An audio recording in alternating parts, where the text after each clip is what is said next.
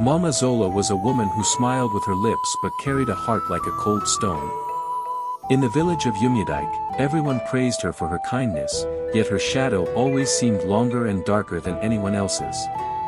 One dusty evening, a young couple named Kofi and Amara arrived at her gate. They were weary, carrying their entire life in two small bundles and a rusted, manual sewing machine. They had nothing but a dream to clothe the village and enough hope to fill a dry well. Mama Zola welcomed them into her small backyard hut with a hug that felt like a spider's web, thin, sticky, and full of hidden traps. "Stay here, my children," she cooed, her eyes scanning their meager belongings. "I only want to see you rise." But as she turned away, the warmth vanished from her face, replaced by a sharp, predatory hunger. She didn't want tenants, she wanted subjects to look down upon. Little did she know that their arrival would trigger a chain of events that would peel back the skin of her secrets.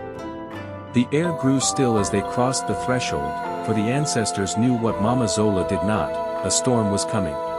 The silence of the backyard was soon broken by a rhythmic, metallic song. Clack clack clack. It was the sound of Kofi and Amara's sewing machine singing late into the night. They worked until their eyes grew heavy and the oil lamp flickered into extinction. Slowly, the village began to notice. A mother needed a school uniform, a chief needed a ceremonial robe. Everyone went to the hut behind Mama Zola's house. Success began to grow like a stubborn weed in a crack of cement. Kofi bought a new bicycle, and Amara's cheeks grew plump from good food. But every time the sewing machine sang, Mama Zola's heart burned with a strange, bitter fever.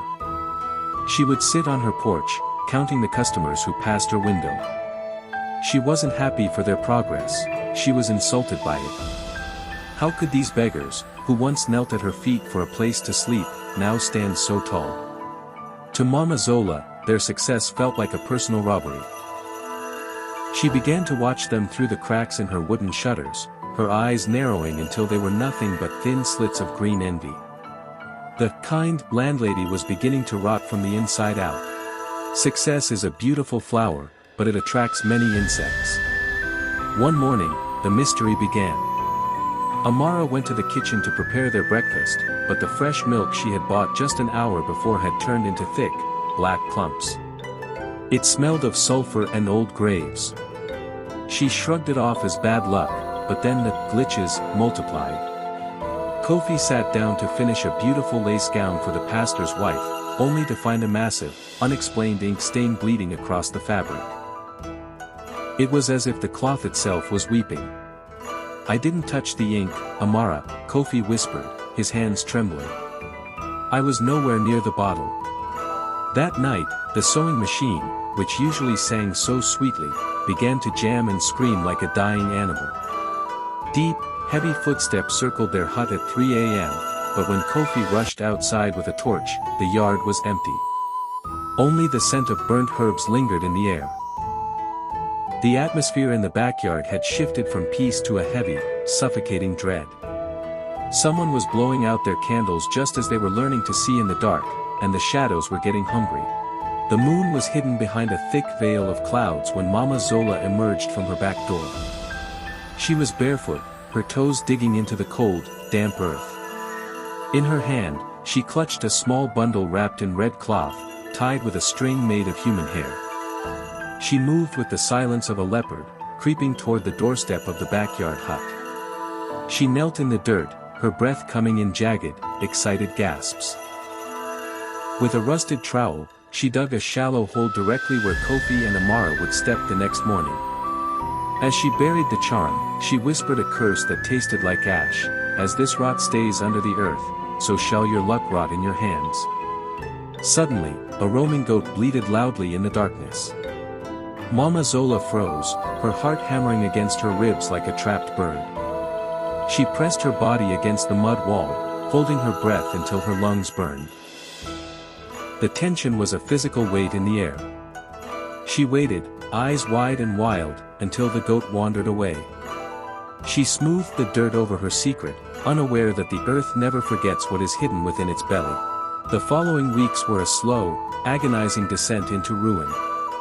Kofi and Amara's business didn't just slow down, it shattered. Customers who had promised to return suddenly crossed the street when they saw them. The pastor's wife claimed the ruined gown was a sign of a cursed household and demanded her money back. They were back to eating one meal of watery porridge a day. One evening, a heavy rain began to fall, leaking through the roof they thought was fixed. They sat on their floor, huddled together as the water soaked their last few meters of silk.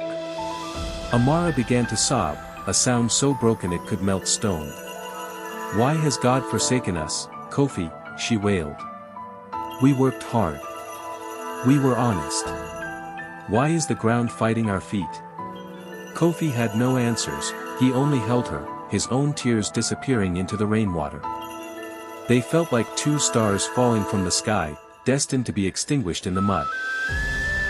Little did they know, their landlady was watching from her dry, warm porch, sipping tea and smiling at the sound of their weeping. To her, their misery was the sweetest music she had heard in years. While the tenant starved, Mama Zola decided to celebrate. She killed her fattest goat and invited the village elders for a feast. The aroma of roasted meat drifted into the backyard hut, mocking the empty stomachs of Kofi and Amara. Mama Zola sat at the head of the table, her voice loud and dripping with fake pity. "Oh, my poor tenants," she sighed, leaning in so the neighbors could hear. "I fear they brought a dark cloud with them. Their luck has turned so sour. I think they must have committed a great sin in their past." The neighbors shook their heads, whispering about bad omens and evil spirits. Mama Zola gloated inside, feeling powerful and superior. She took a large bite of meat, laughing as she watched the flickering, dim light in the backyard hut. She felt like a queen who had successfully put down a rebellion. She believed she had won the war against their progress, but the universe was already writing a different script. As she laughed, a small, cold breeze blew through the room, chilling the marrow in her bones. The ancestors were watching the feast, and they were not invited to eat. The laughter in Mama Zola's house did not last long. 3 days after the feast, her only grandson, Obi, the boy who was the apple of her eye, suddenly collapsed. His skin became as hot as a blacksmith's furnace, and his eyes rolled back in his head. The village doctor came, then the herbalist, then the priest, but no one could find a physical cause for the boy's suffering. He lay in his bed, gasping for air, his small hands clawing at his throat. Strangely, whenever he regained a moment of consciousness, he didn't call for water or his grandmother. He would point a trembling finger toward the window, looking out at the backyard hut. "The red cloth," he would whisper, his voice a terrifying rasp. "Grandma, the red cloth is biting me." Mama Zola's face turned the color of gray ash. She tried to hush him, her heart cold with a sudden, sharp terror. She realized with a jolt of horror that the boy was seeing through the veil. The darkness she had sent out to destroy her tenants had lost its way and found its way back to her own blood. The hunter was becoming the hunted. Driven by a frantic, blind panic, Mama Zola did not repent. Instead, she grew more bitter. She convinced herself that Kofi and Amara were using evil eyes to strike her grandson because they were jealous of her wealth. In the middle of a moonless night, she traveled to the outskirts of the village to meet a man who lived in a cave of shadows. She offered him her gold earrings and a bag of coins. "Double the curse," she hissed, her eyes wild with desperation. "Finish them completely so my grandson can be free." The old man looked at her with eyes that saw into the soul and warned her, "The wind does not take orders from the one who starts the fire." But Mama Zola was deaf to wisdom. She returned home and threw more charms toward the hut, her mind snapping under the weight of her own malice. She thought she was building a wall of protection around her house, but she was actually building a cage. The tension in the compound grew so thick that the birds stopped singing in the trees nearby. Even the air felt like it was waiting for a scream to break the silence. The heat in the village became unbearable, even though it was the season of rains. The clouds gathered, thick and bruised, but no water fell. Instead, a sudden, dry lightning bolt tore through the sky like a jagged silver blade. It didn't hit the trees, and it didn't hit the backyard hut where the tenants lay sleeping. With a thunderous roar that shook the very foundations of the earth, the lightning struck the roof of Mama Zola's main house. In an instant, the thatch caught fire. This was not a normal fire, the flames were a strange, deep violet, and they roared with a hunger that seemed personal. Within seconds, the front of the house was a wall of heat and smoke. The village woke up to the sound of crackling wood and the terrifying orange glow reflecting off the trees. Fire! Fire! The cry went out, but the wind, which had been still for days, suddenly began to howl. It blew the flames inward, sealing the exits of the grand house. The very wealth Mama Zola had flaunted was now fueling the furnace that threatened to consume her entire legacy in one single, fiery night. The chaos was absolute. Mama Zola had managed to stumble out of the kitchen door, but as she turned back, a scream pierced the roar of the flames. It was Obi. The boy was trapped in the upper bedroom, and the stairs had already collapsed into a pile of glowing embers. Mama Zola ran to the main door, but the wood had swollen from the heat, and the heavy brass lock, the one she had installed to keep people out, was now jammed tight. She beat her fists against the door until her knuckles bled. "My boy! My Obi is inside," she shrieked, but the neighbors stood back, terrified by the unnatural intensity of the heat. The keys were missing, lost in the panic or perhaps melted by the fury of the fire.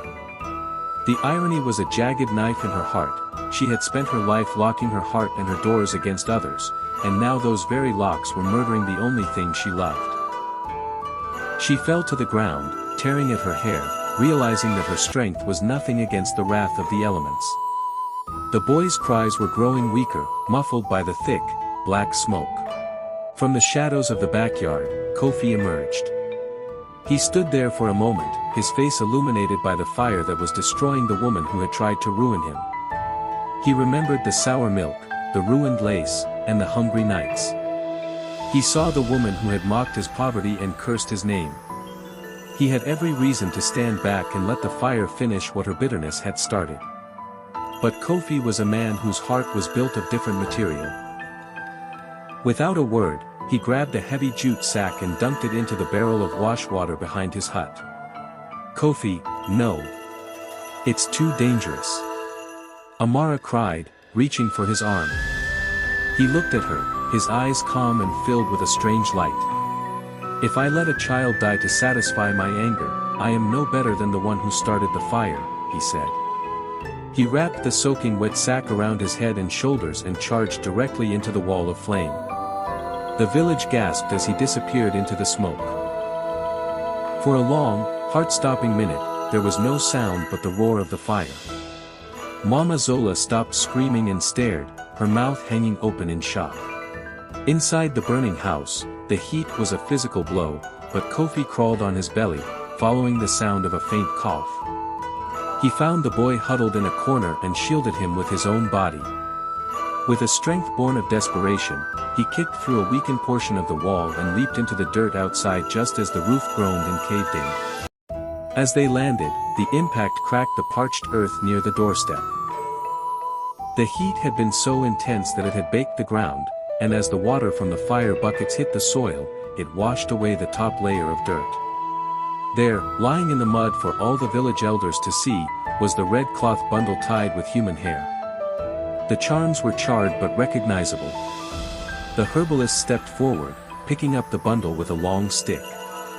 He looked from the charm to Mama Zola, then back to the burning house. "This is a harvest of shadows," he declared, his voice ringing out over the crackle of the embers. The mask had fallen. The kind landlady was revealed as a dealer in darkness, right in the middle of her own ruin. Mama Zola didn't try to deny it. She couldn't. She crawled toward the mud-stained Kofi, who was gasping for air while holding her grandson. She saw the burns on Kofi's arms, burns he had received while saving the boy she had nearly killed with her own reflected curse. She fell to her knees in the soot and ash, her expensive wrapper torn and blackened. "I did it," she wailed, her voice breaking into 1,000 pieces. I was jealous of your light. I wanted to see you crawl because I couldn't stand to see you fly. She wept until her chest heaved, a raw, ugly sound of a soul finally shattering. She realized that the curse she had planted for the tenants had acted like a magnet, drawing every bit of bad luck in the atmosphere toward her own home. She had tried to poison their well, only to realize her own pipes were connected to it. The village elders watched in silence, their faces stern. There is no apology loud enough to undo the work of a curse, but the sight of her brokenness was a lesson more powerful than any sermon ever preached in Umudike. In the weeks that followed, a miracle happened. Kofi and Amara did not demand that Mama Zola be thrown out of the village. Instead, they offered her the very grace she had denied them. They helped her clear the rubble of her home. This act of kindness hurt Mama Zola more than punishment would have. It forced her to look at the beauty of the souls she had tried to destroy. However, the ancestors were not done with the balance. A wealthy merchant from the city heard the story of the tailor who braved the fire and traveled to the village. He was so moved by Kofi's character that he offered him a massive contract in a large shop in the city. Their luck didn't just return, it exploded into a harvest they could never have imagined. As they packed their bags to move to their new life, they left Mama Zola with enough money to rebuild a small, modest house. They moved from the backyard to the forefront of success, their path cleared by the very fire that was meant to consume them. They left as giants, leaving behind a woman who was finally learning how to be human. The backyard hut stands empty now, but the story is told every night by the elders of Umudike. Mama Zola lived out her days as a quiet woman, often seen planting flowers where she once buried charms. She learned the hardest lesson of all, that the universe is a giant mirror. If you smile at it, it smiles back. If you spit at it, the wind will surely blow that spit back into your own face. The children of the village now know that success is not something you steal from your neighbor, but something you grow in the garden of your own hard work. The narrator pauses, looking into the eyes of the listeners as the fire dies down to glowing coals. Remember this, my children, the hole you dig for your brother is rarely deep enough for only one person. Be careful what you plant in the dark, for the sun will always rise, and it will always bring the truth with it. A person who sets fire to their neighbor's house must always remember, the wind chooses which way the smoke blows. Sleep well, and let your hearts be clear.